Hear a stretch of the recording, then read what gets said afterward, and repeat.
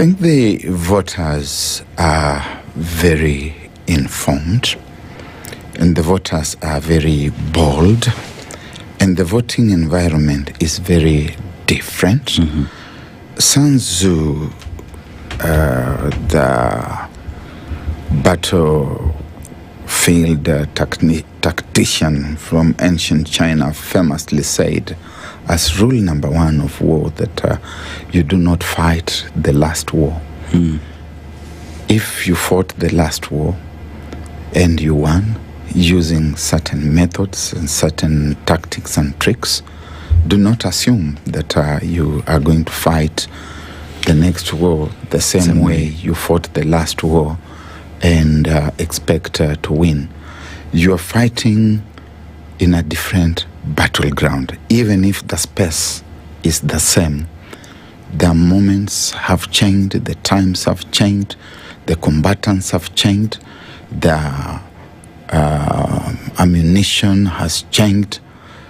There are so many things that have changed. If you look at today's press again, you can see one of the papers saying Kangata is saying, I will not vie on a UDA ticket in 2027 polls. And you remember that the president, when he was then a deputy president, was very laudatory of Irungu Kangata. He was talking about how he was a very truthful individual and how he would vote for him. You can see they're saying also in this space here, Ruto admits Mount Kenya headache in 2027 polls, and he hopes that he can go there and preach to them. I don't know whether it's a new gospel or the same old gospel. They say that if you are tenacious, that you could change the other person's mind and get them to do what you desire of them. I doubt very much that that is going to work. And this, again, is for the entire political fraternity, both those in the opposition space and those in government.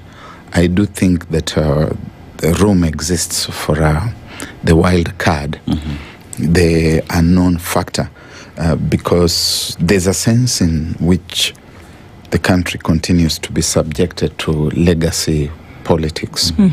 Legacy politics that makes the political space a very noisy chamber.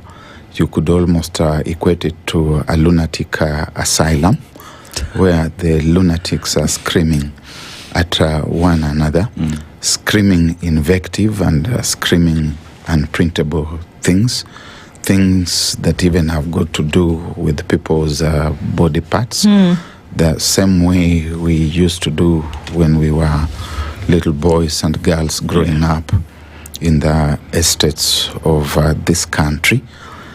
And the younger voters, the younger population, which is the majority, is placing before them statistics.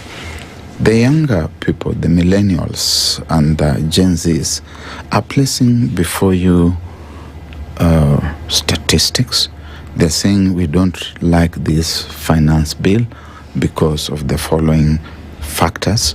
They are even translating the finance bill into their mother tongues and sharing with those who may not be as sophisticated and saying this is why we don't like these things. So if you are in government, you must respond to those things. Beating them up or shooting them in the legs or disappearing them is not a solution. The more you engage in that, the more you gravitate towards the saying that the Christian fraternity used to say in the early ages of the church, that the blood of martyrs is the seed of martyrdom. So the more you kill, the more you have others sprouting and running against you. The political opposition, on the other hand, as I have said, needs to convince the electorate that it's not another cartel entity in waiting. That it's not saying, when it says that we are the united alternative government, that you are saying we are the united alternative cartel, that they must demonstrate that they are fundamentally going to do something different. Let me just sum that up very quickly. You see, when you listen to the opposition, including the newly emerged one that has broken away from ODM, they are very good with placing their fingers on the problems.